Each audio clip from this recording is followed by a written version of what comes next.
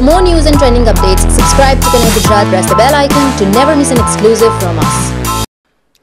વલસાડ જિલ્લાના ધરમપુર ખાતે આવેલી એક આંગડિયા પેઢીમાં લૂંટના ઈરાદે આવેલ લૂંટારૂને સ્થાનિક લોકોએ પકડી પાડ્યા હતા.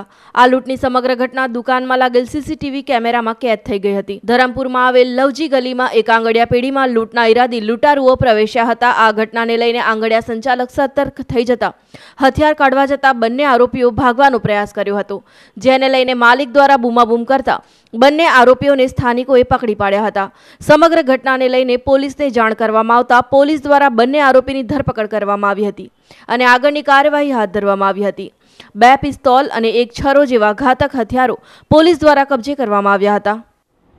આજરોજ સવારના 11:30 વાગે અહીંયા ધરમપુર ખાતે એક શોપિંગ કોમ્પ્લેક્સ છે, જલારામ શોપિંગ કોમ્પ્લેક્સ. ત્યાં શ્રવણજી ઠાકોરની વીપી આંગડિયા સર્વિસ અને કુરિયર સર્વિસની દુકાન આવી છે.